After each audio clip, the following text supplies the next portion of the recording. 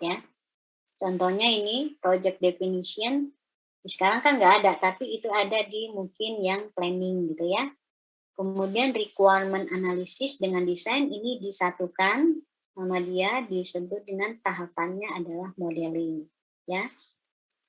Lalu program implementation dengan testing ya. Nah, ini testingnya dia banyak ya. Nah, ini nanti disederhanakan satu aja yaitu testing.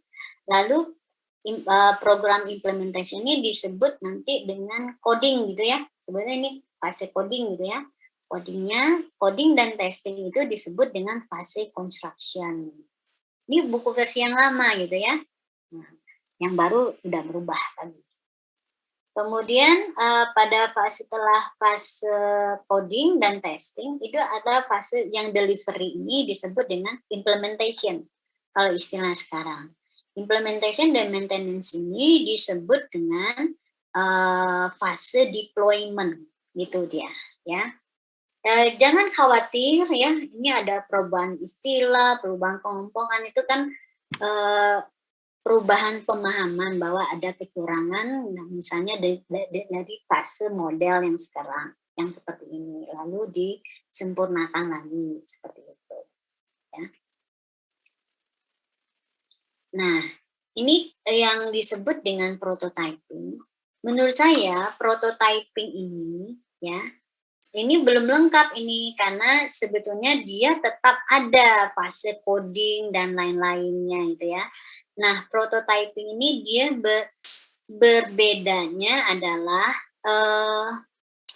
prototyping ini yang dijelaskan di gambar ini sebetulnya ada tiga tahapan ya, terutama tiga ya, antara analisis, desain, dan construction. Tapi construction-nya juga nggak total, tergantung prototype ini kita buat sampai final atau tidak ya. Nah, listen to customer, build mock up, ya. Terus tes, oh ya, sampai dengan tes juga. Tapi ini sebetulnya ada ya fasenya listen to customer ini kan juga ada di sini esensinya ada fase analisisnya, analisis ya. Kemudian build, revise, mock up. Nah, ini juga ada sebetulnya di sini sudah ada bikin model juga, model desain yang sederhana dengan cepatnya, ya. Lalu ketika kita sudah dapat mock-up-nya, lalu dites, diuji pada customer. Nah, kalau misalnya belum sempurna, kita perbaiki lagi, ya. Diperbaiki, ya. Mungkin dari fase analisisnya berubah, mungkin dari desainnya berubah, atau dari mock-up-nya aja yang berbeda, ya. Gitu.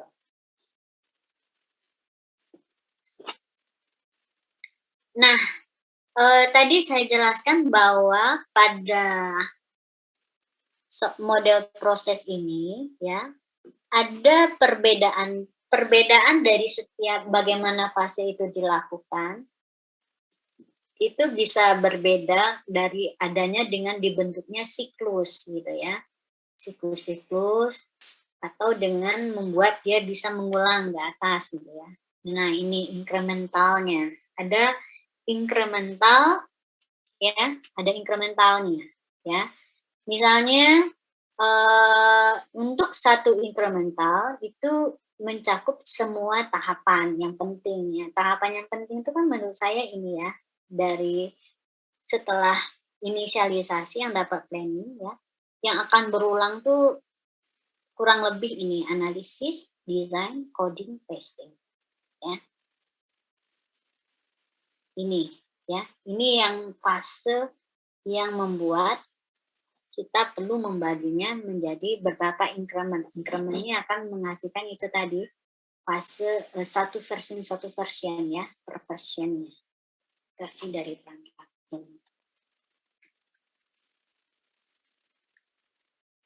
Ini ada fase spiral, ini enggak, makanya ini saya nggak pakai ini lagi ya. Itu yang versi lama. Yang sekarang ini agile ya, agile. Bahwa ini menyangkut pada fleksibilitas untuk mengakomodir perubahan ya. Oke. dan meminimalkan effort untuk dokumentasi. Itu dia. Nah, satu yang diinginkan adalah rapid feedback, ya, umpan balik yang cepat yang bisa kita dapatkan dari customer-nya, calon penggunanya, ya. Bahkan ada yang per hari atau per minggu gitu, ya. Di mana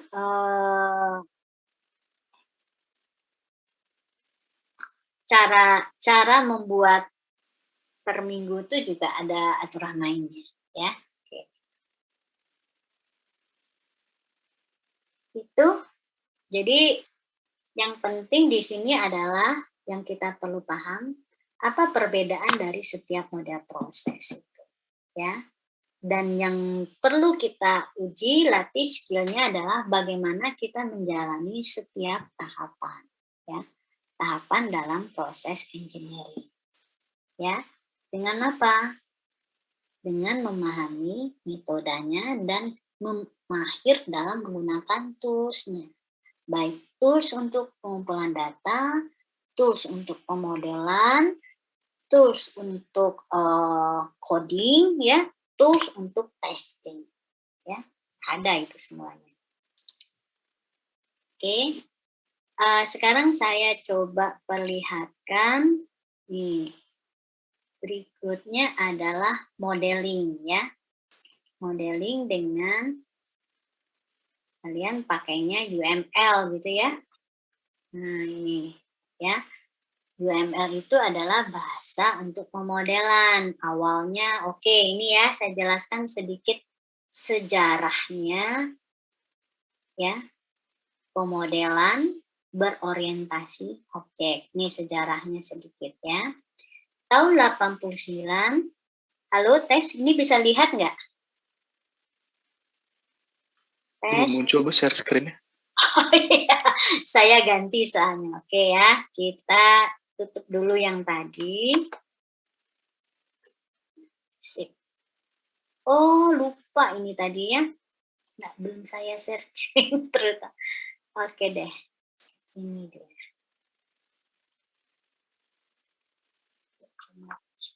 Oh, ini yang tadi sudah lewat ya. Tadi berarti ini nggak muncul ya. Ini muncul nggak tadi? Waterfall model nih. Muncul Bu. Oh, muncul. Oh, berarti memang ya. Sekarang saya stop. Saya munculkan lagi share screen yang ini bukan ini ya. Nah, ya. Oh, nih. Muncul? Muncul Bu. Oke, kita kecilkan sedikit. Ini gede banget. Oke ya. Nah, ini di buku, di slide-nya Summerfield kemarin nggak ada ya. Tapi Summerfield bagus menjelaskan contoh-contoh diagramnya dan bagaimana diagramnya digunakan. Nah, untuk yang ini ya, ini adalah saya buat dulu waktu saya tesis ya, tesis untuk S2 saya. Waktu itu baru-baru banget ya, OO ini masih langka dan saya pakai pemodelan untuk OO, lalu coding untuk membuat aplikasinya pakai juga waktu itu Visual C. Nah, saya belajar dari awal untuk OO ini, terutama belajar UML-nya. Waktu itu baru ada UML ya. Sebelumnya yang di kuliah saya masih pakai metode berorientasi objek yang lain untuk memodelkan ya.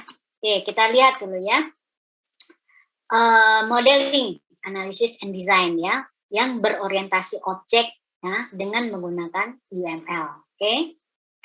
Nah, kita masuk ke ininya dulu. Apa sih analisis berorientasi objek ini ya? Tahun 89 ya, baru muncul nih ya, pendekatan analisis yang berorientasi objek ya. Tahun sebelumnya sudah ada bahasa pemrograman berorientasi objek yang pertama. Namanya waktu itu apa ya? Saya lupa. Smalltalk. Nah, Smalltalk itu adalah bahasa pemrograman berorientasi objek yang pertama. Dia justru ada sebelum pemodelan berorientasi objeknya ya. Jadi Jadi program dulu yang berorientasi objek. Lalu ada si Borlansi menambahkan fitur untuk yang berorientasi untuk pemrograman OO-nya, menambahkan konsep kelas ya, menambahkan sesuatu yang bisa membuat kita memprogram berorientasi objek ya.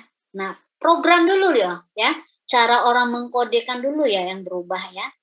Nah, setelah itu orang tetap menggunakan yang namanya pemodelannya, analisis dan desainnya yang berorientasi terstruktur ya, berorientasi data atau proses ya. Contohnya dulu pakai apa? DFD gitu ya. Nanti saya lihatkan DFD itu seperti apa. Nah, cuman hasil kalau kita modelkan desain dengan DFD itu hasilnya tidak menghasilkan komponen-komponen yang diperlukan oleh si programmer ya. Komponen yang diperlukan oleh programmer itu adalah kelasnya apa aja gitu loh. Baik itu kelas datanya, kelas antarmukanya, kelas logiknya, nggak dihasilkan, nggak sesuai ya. Hasil dari pemodelan yang berorientasi bukan objek, kalau kita pakai, dia nggak langsung bisa klop dengan apa yang diperlukan untuk implementasi. Lalu makanya setelah itu muncullah pemodelan yang berorientasi objek. Awalnya orang nggak langsung pakai UML, nggak ada UML awal-awal ya. UML itu muncul tahun 90-an ya. Apa dulu? Nah, muncullah kontributor-kontributornya, ada Slayer and Mellor, dia bikin sesuatu yang mirip dengan ER modeling gitu ya. Lalu tahun awal 90-an banyak tuh Coach Gordon bikin metode yang namanya object oriented analysis ya.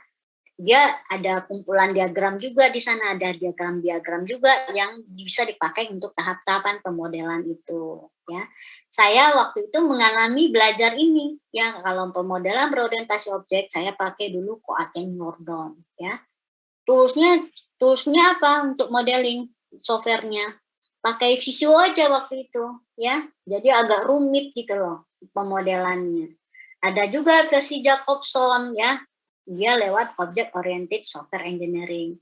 Nah, masing-masing metode ini ya, mereka menggunakan diagram-diagram yang berbeda ya. Misalnya untuk analisis ya, Jacobson pakai apa gitu loh diagramnya ya.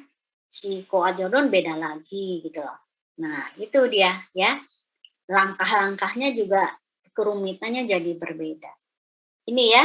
Jadi setiap metode OO ini dia punya kumpulan alat-alat bantu untuk pemodelannya. Ya, kan pemodelan itu kan analisis dan desain ya. Pada setiap tahap itu beda-beda yang digunakannya, stylenya. Nah, karena banyak sekali macamnya ya, banyak sekali macamnya dan agak sulit juga jadinya karena setiap kalau ada diagram kan pasti butuh tool. Mau berapa tools yang dibutuhkan ya, susah kan? Akhirnya ada inisiatif ya. Ada inisiatif untuk menggabungkan ya. Menggabungkan berbagai metode ini.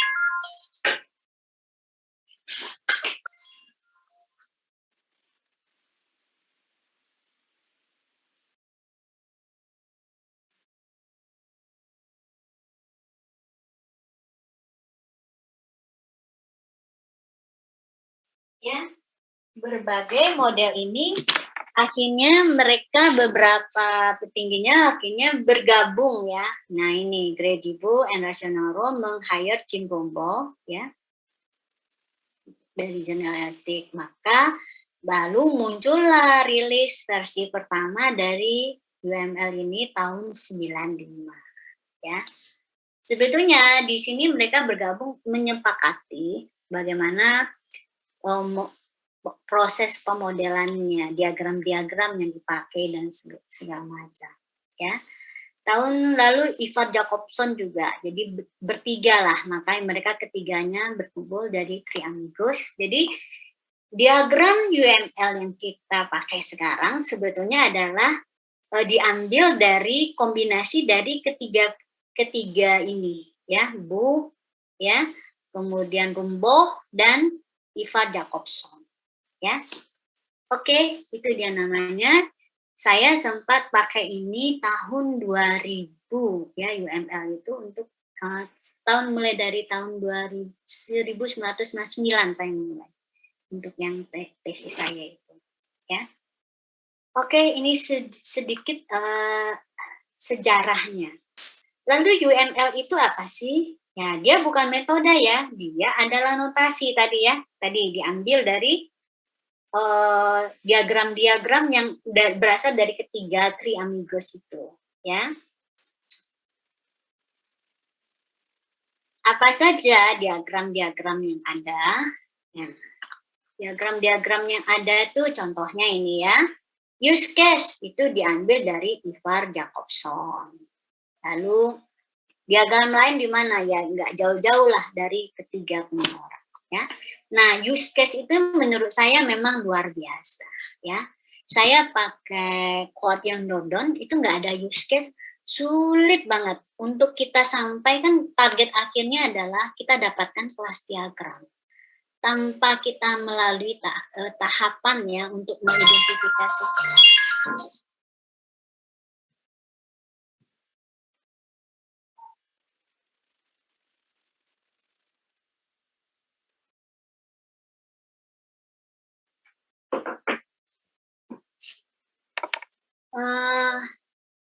Kita susah mengidentifikasi. Contohnya ya, kalau Jordan itu dia nggak ada fase yang namanya pendekatan analisis, ya.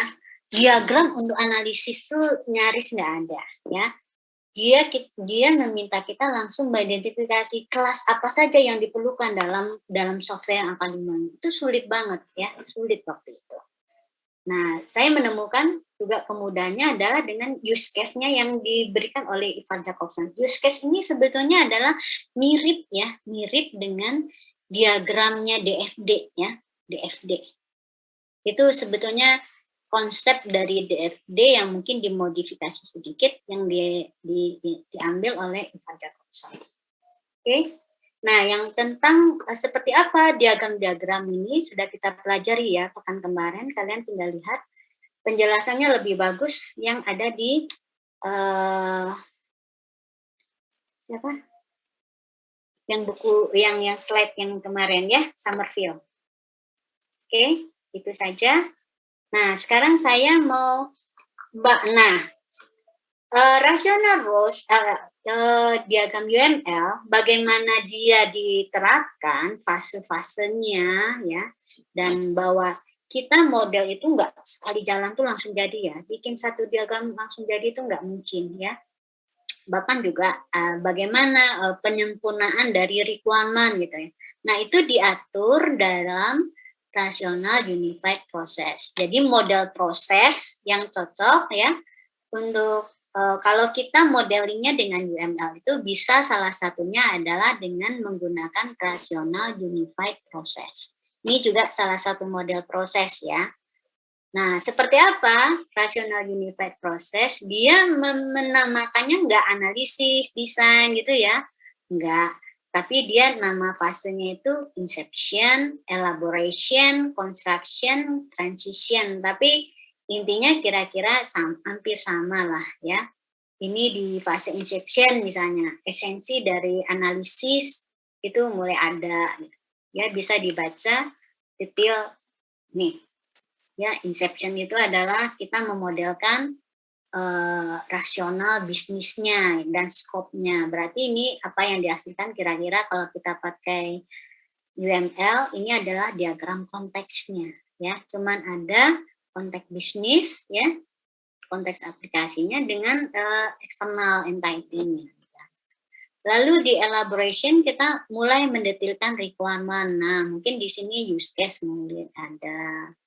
Kemudian diagram aktivitas yang memodelkan current proses gimana? Bisa di inception, bisa juga di elaboration, ya. Nah, itu jadi ini ya. Jadi penjelasan dari proses itu membuat kita paham apa yang dilakukan pada proses tersebut. Diagram apa yang dihasilkan, diagram atau model apa yang dihasilkan, ya. Oke. Sebetulnya analisis dan desain ini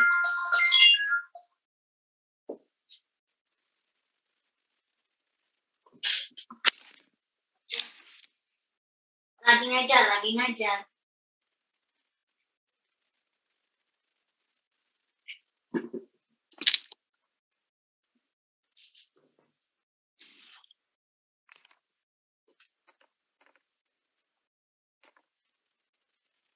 Ya, jadi analisis dan desain bisa kalau untuk pakai unified process ya RUP itu ada di fase inception dan elaboration. Inception ini paling pada analisis awal gitu ya. Elaboration ialah fokus utamanya untuk pemodelan ya. Dan itu dilakukan di mode dengan RUP ini gimana? Kita bisa melakukan ini beberapa kali putaran ya sebelum akhirnya menghasilkan project finalnya ya, produk finalnya. Ini nggak usah didetilkan lagi ya. Terus saya ingin memperlihatkan sedikit ya. Saya stop yang ini. Saya ingin memperlihatkan seperti apa sih DFD. Nah, ya, DFD mungkin kita nggak akan menggunakan ini ya. Oke, saya coba cek dulu. Ini cuma sekedar memberikan pemahaman kepada Anda ya, perbedaan antara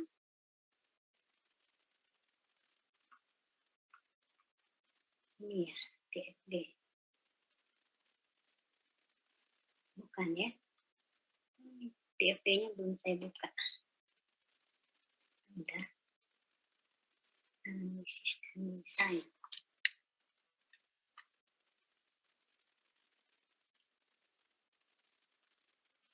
Nah, ini. Nah, ya, ini ya. Nama metodenya, paradigmanya, kelihatan nggak ini?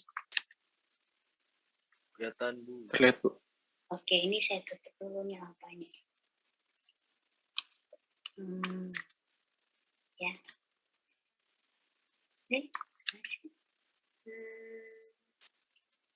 Oke, ini ya. Kelihatan ya? Nah, itu yang kita sebut bahwa ada perubahan ya, ada perubahan dan namanya keilmuan ya. Kalau namanya kalau ini kan software engineering ini bidang utama kita loh ya, sesuatu yang kalian ini kan sebagai orang informatika. Nah, sebagai engineer kita bekerjanya itu adalah dengan memahami prinsip-prinsip, memahami proses ya, dan tentu saja kita membutuhkan metode dan tools dalam bekerja ya.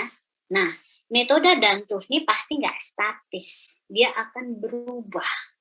Karena apa? Setiap ada kekurangan, dia akan diperbaiki oleh orang-orang yang memang meneliti di bidang itu dengan mungkin menghasilkan dari sana ya, pekerjaannya di sana gitu ya. Siapa mengerjakan itu? Peneliti biasanya ya. Nah, hasilnya adalah kita mendapatkan metode dan tools yang semakin sempurna, yang semakin memudahkan, yang semakin bisa menghasilkan produk-produk yang berkualitas gitu ya. Nah itu yang kalian coba pahami ya. Saya pada generasi saya, apa yang saya pelajari tentang metode dan tools dalam software engineering sudah berubah banget dengan yang kalian pelajari hari ini ya. Zaman saya bahkan sampai saya S2 itu kami belum akrab dengan pemrograman berorientasi objek, apalagi analisis dan desain berorientasi objek ya. Kalian bisa lihat itu dari generasi bukunya Pressman atau Summerfield. Kan sekarang udah tahap 9 ya. Coba lihat itu tahap versi 9 itu mulai ada tahun berapa dan dia versi sebelumnya ya. Yang berubah ya bisa di model prosesnya ya. Ada model proses yang baru, contohnya ya extreme programming itu itu mungkin baru ada sekitar tahun di atas tahun 2010 mungkin, ya. Di atas tahun 2003 lah, setelah saya lulus S3 itu, karena waktu S3 saya nggak belajar itu, belum ada itu model agile yang seperti itu, ya. Itu ada setelah itu, ya. Nah, bahkan model proses bisa berubah, tapi perubahan model proses mungkin lebih lambat dibandingkan perubahan terhadap metode dan tools. Dan paling cepat berubah adalah tools, ya. Oke, waktu tools saya buat OO itu saya masih pakai visual, ya enggak. Rationaros ada, tapi untuk versi UML yang dulu, yang versi yang pertama Tula yang gimana. Terus berubah terus, ya. Sekarang semakin banyak toolsnya, ya, dan semakin mudah karena dia diintegrasikan dengan misalnya untuk fase construction, jadi memudahkan lagi.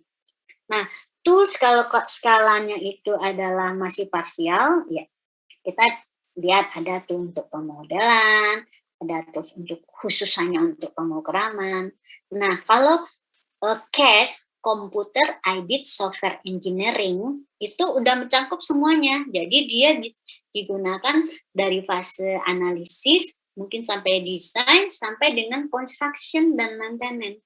Nah, itu akan mudah itu kalau itu terintegrasi. Contohnya tadi apa? Saya sempat pakai itu untuk yang waktu tesis saya, yang CAS ini. Yaitu contohnya apa? Java. Java itu bisa dua loh, dari modeling sampai construction. Ya. Gitu. Nah, coba kita lihat ya. Untuk analisis and design, nah, ini mulai tahun 77 ya. Ada namanya DeMarco, ada Ken and Sarson ya. Ini juga dua versi dari structure analisisnya, dan dia diagramnya juga agak berbeda ya. Kapan dia berakhir ini sampai ditemukan berorientasi objek ya. Oke. Yordon tuh dulu juga punya structure analisis, tapi dia akhirnya tahun 91 Yordon berpindah ke analisis berorientasi objek. Ya. ER diagram tuh produk dari structure analisis ya.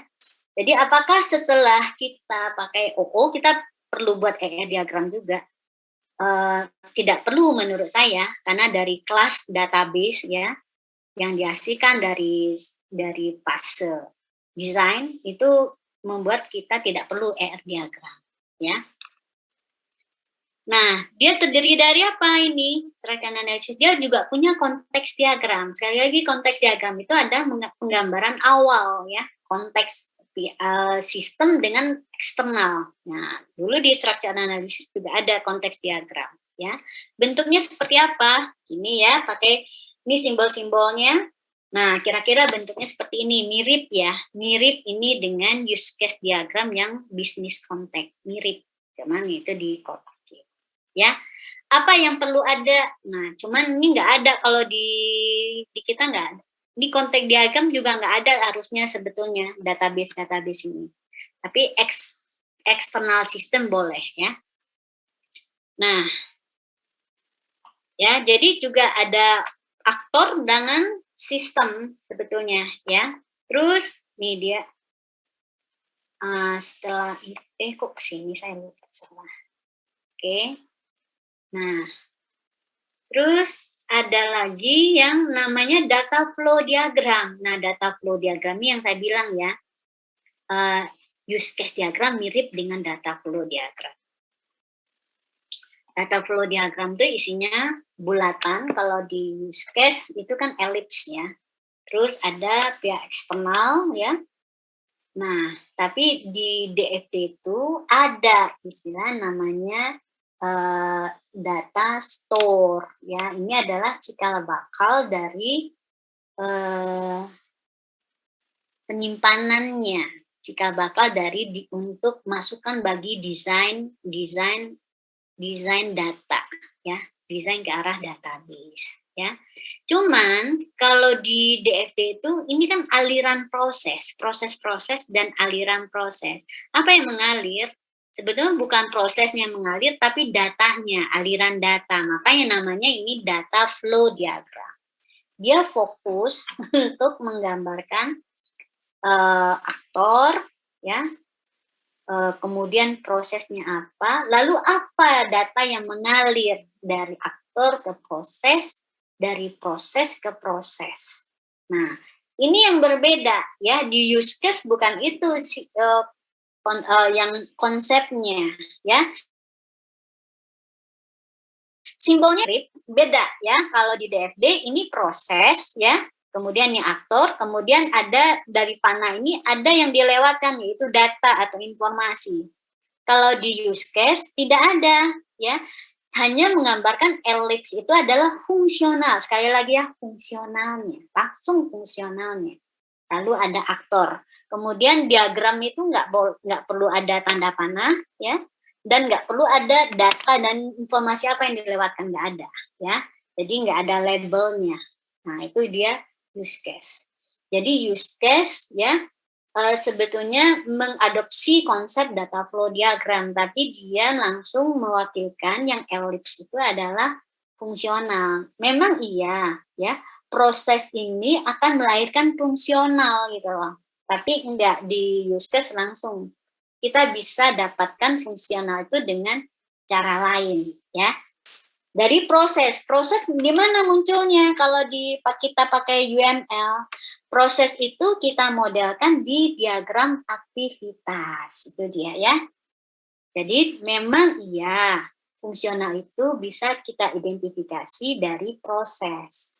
Tapi di UML, prosesnya sendiri kita gambarkan di diagram aktivitas saja ya, diagram aktivitas dari current system. Jadi untuk memodelkan workflow ya, itu kita dapatkan itu aktivitas atau prosesnya apa saja. Nah dari sana pasti kita bisa mengidentifikasi dari keterhubungan antara aktor dengan proses tersebut, requirement-nya apa. Jadi kalau kita alat bantunya adalah diagram aktivitas atau model proses, bukan model proses, workflow dari proses, lalu kita tabelkan hubungan antara aktor dengan proses, maka dapatlah requirement. Nah, requirement itu kita gambarkan di use case. Diagramnya mirip dengan DFD, tapi berbeda cara makna dari simbolnya dan cara penggunaannya. Ya, oke, begitu. Nah, use case ini bisa bertahap-tahap kita breakdown ya. Dari awalnya aktivitas utama aja, satu aktivitas bisa kita detailkan lagi ya. Nah, begitu juga dengan use case. Kalau saya cenderung use case itu yang versi awalnya kita buat adalah yang sesuai dengan requirement awal. Requirement itu juga jangan terlalu detail ya. Kenapa? Kita nggak boleh bikin terlalu kompleks. Contohnya gini ya. Misalnya sistemnya begini. Dulu itu orang mendesain perangkat lunak itu ya, fungsi-fungsinya dari menu. Mereka berpikir ya, fungsional itu bisa diturunkan dari menu ya. Cara sekarang nggak seperti itu ya. Fungsional itu dari lahir bisa kita identifikasi dari proses bisnis gitu ya, dari proses. Contohnya apa bedanya ya? Dulu kita untuk memahami fungsional itu kita misalnya gini ya, kan pasti ada pengelola data karena awalnya juga ada beraliran data gitu ya. Bahwa suatu program itu bisa diidentifikasi layaknya dari data apa aja yang harus dikelola, bahkan seperti itu. Nah, contohnya ya, kalau data itu dikelola misalnya gini, data itu ada edit, ada delete, ada apa. Apakah itu fungsional sistem atau itu cuman sesuatu yang sudah melekat aja jadi ini. Menurut saya sekarang kita nggak bisa lagi dari data seperti itu, didetilkan ya, bahwa fungsional sistemnya nanti adalah mengelola data mahasiswa, kemudian bisa edit, bisa delete, enggak.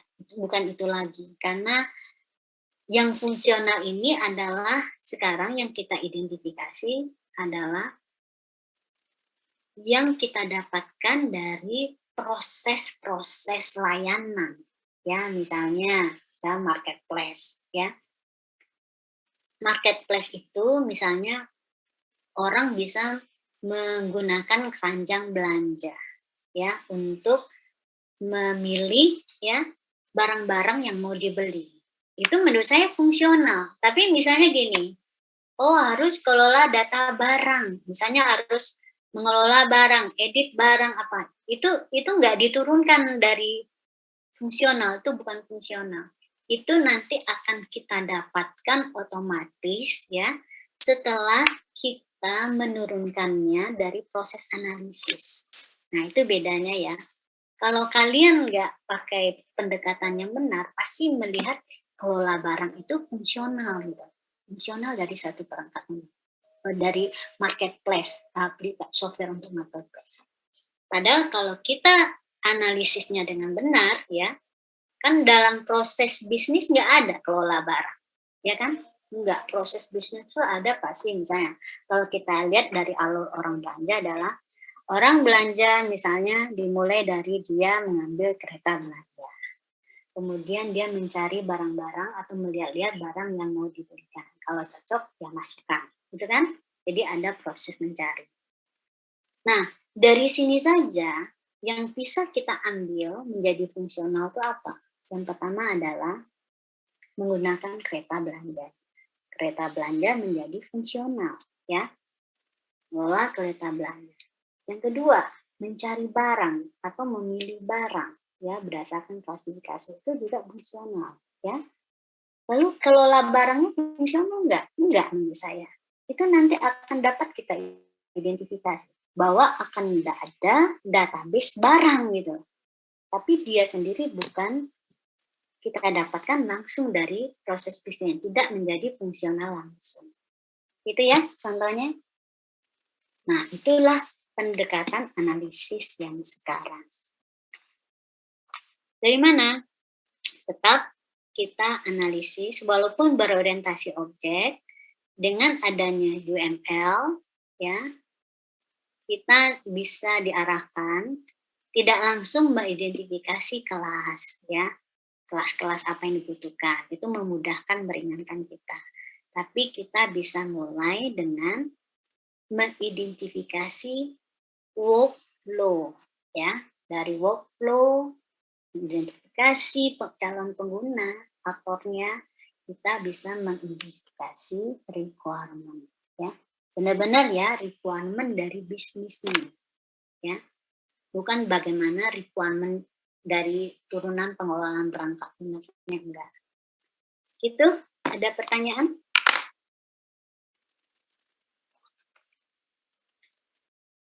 ini contoh yang kemarin ya contoh udah saya bagikan belum di dalam grup WA grup coba ya RTL. Sudah saya contohkan ya software engineering sama oh belum ada ya contoh studi kasusnya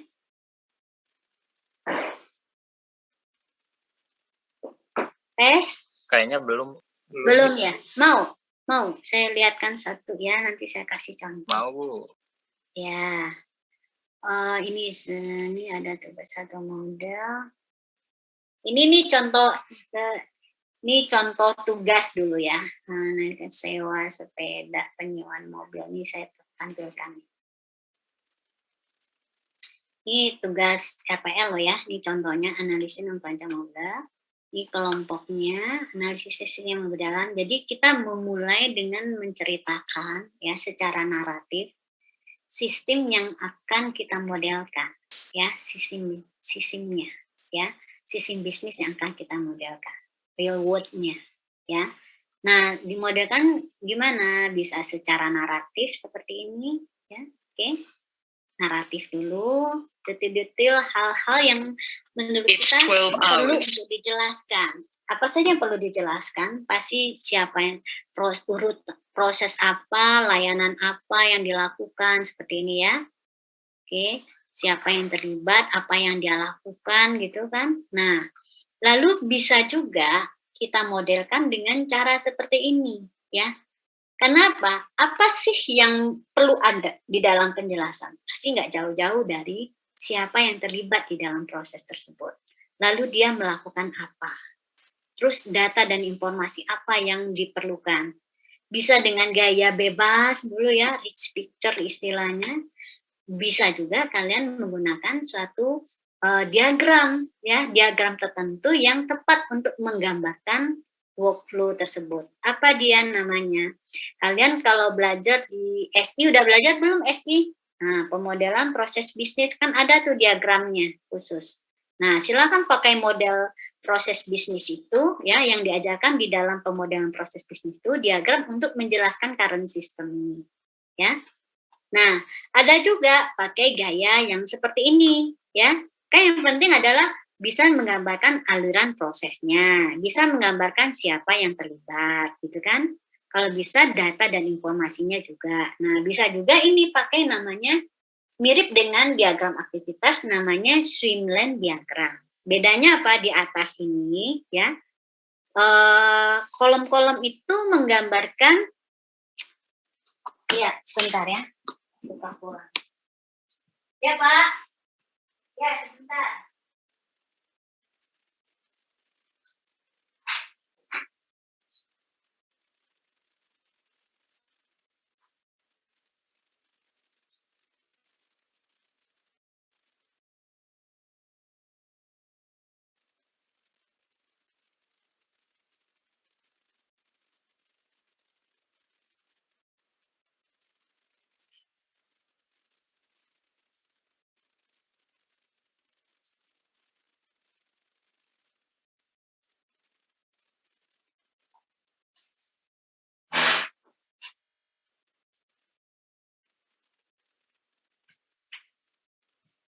Jadi ini adalah suatu diagram yang perlu kita buat untuk membantu kita mengidentifikasi requirement. Ini bukan diagram use case ya.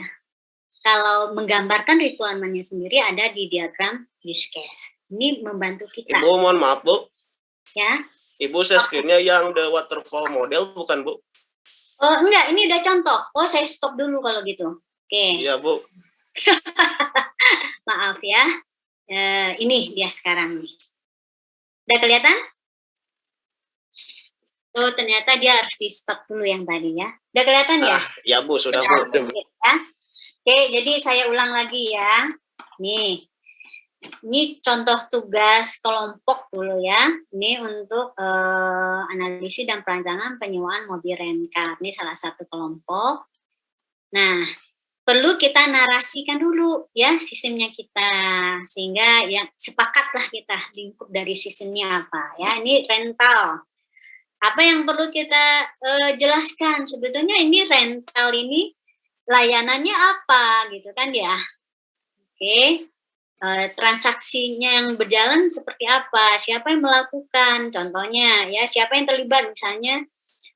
Kalau kita bisa menjelaskannya dari sudut pandang si pelaku, misalnya customer. Kalau customer dia, kalau rental ini menyediakan layanan untuk kalau misalnya beli tiketnya seperti apa. Nah, alurannya kita jelaskan. Lalu dari sisi pengelola rentalnya sendiri kan juga ada pelaku ya yang terlibat, bahwa dia akan apa yang dia lakukan gitu loh, termasuk apa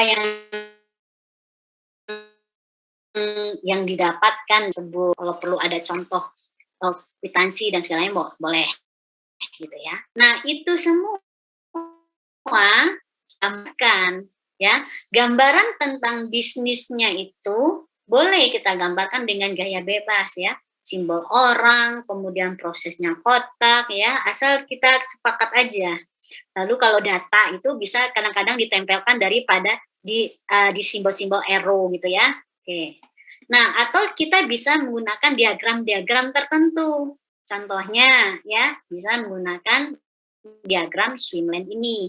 Atau bisa juga kalian kalau udah belajar pemodelan proses proses bisnis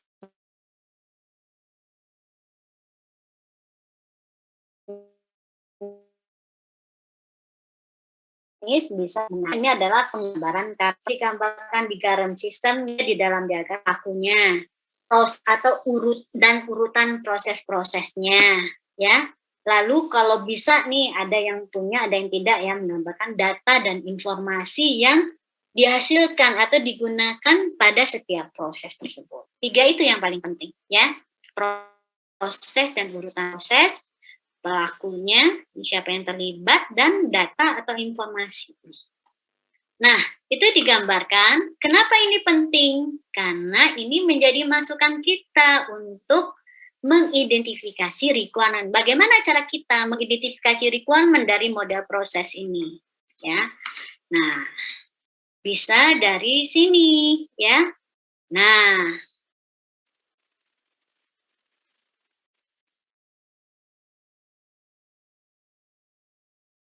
dari sini, sini aja nih, ke sini. Bisa langsung ke sini. Ini bukan pengguna ya, pelaku. Ya, tadi ada misalnya si penyewa gitu ya. Penyewa peran, kita lihat ke alur proses tadi. Dia tahapannya yang dia lakukan apa? Oh, tadi ya penyewa melakukan pendaftaran dulu, lalu dia bisa memilih mobil ya, lalu melakukan transaksi. Besar-besar aja, nggak usah. Ini bukan algoritma ya, jadi bongkar-bongkar besar proses yang dilakukan dan tahapannya bisa ketahuan di sini. Nah, inilah yang nanti akan menjadi kandidat dari requirement ya. Nah, ini dia bahwa sistem, nah ini menjadi fitur ya, ini bahasanya jadi fitur ketika kita sudah menyatakan ini dari perspektif sistem, bahwa sistem dapat melakukan apa-apa, sebetulnya ini yang kita terjemahkan pada kita pilih, nah, kalau ini layanan ini akan ada, berarti nanti sistem harus dapat apa, ya.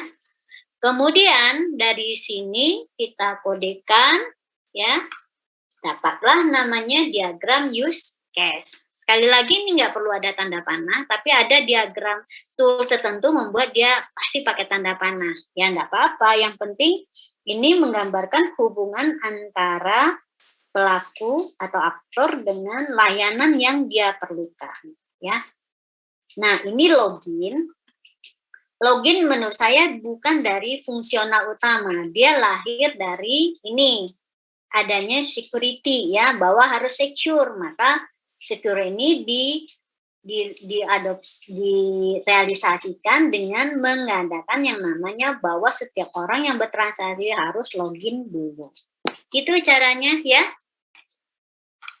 Nih, kemudian setelah use case itu, nah ini baru sampai sana dia contohnya. Itu nanti ada ya deskripsi di use case pakai diagram skenario. Oke, untuk hari ini cukup sekian. Materi kita tadi ya lebih banyak ke arah pemahaman mengenai cakupan dari software engineering itu. Ya, apa saja mulai dari pemahaman terhadap kualitas perangkat lunak yang perlu dicapai, lalu ada model proses, ya, ada variasinya, lalu ada proses-proses generik yang pasti akan menjadi aktivitas dalam software engineering. Apapun model proses yang dipilih, gitu ya. Oke, dan setiap aktivitas tersebut pasti ya, aktivitas tersebut pasti memerlukan metode, ya, metode untuk menjalankannya, ya. Bisa metode yang diperlukan itu bisa untuk metode untuk pemodelannya, bisa untuk pemrogramannya, ya, bisa untuk testingnya, ya itu macam-macam, masing-masing ada metode tertentu gitu lah. Dan dalam metode itu biasanya dibutuhkan tools, baik untuk menggambarkan maupun untuk apa sesuai dengan tahapannya. Misalnya tools, kalau tahapannya adalah pemrograman berarti tools untuk pemrograman.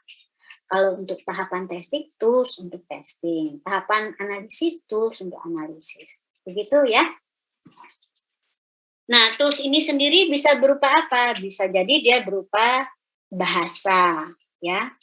Bahasa untuk memodelkan misalnya, atau bahasa untuk mengkonstruksi, ya, atau alat, ya, bisa alat, ya, bisa juga berupa alat, ya, alat bantu. Kalau misalnya bisa berupa software atau bisa juga berupa non software gitu loh, ya. Tools ini bisa berupa software, bisa berupa non software, ya. Software untuk apa? Software untuk menggambarkan model atau diagram, software untuk mengkode, software untuk melakukan testing, ya, macam-macam. Baik, ada pertanyaan? Ujian kita nanti essay, ya, ditulis tangan. Oke, nggak boleh ada kerjasama. Begitu? Saya stop dulu. Untuk hari ini, ya, cukup sekian. Terima kasih. Ada pertanyaan tidak? Tidak ada ya? Baik, terima kasih. Ya, Assalamualaikum warahmatullahi wabarakatuh. Waalaikumsalam warahmatullahi wabarakatuh. Terima kasih. Terima kasih.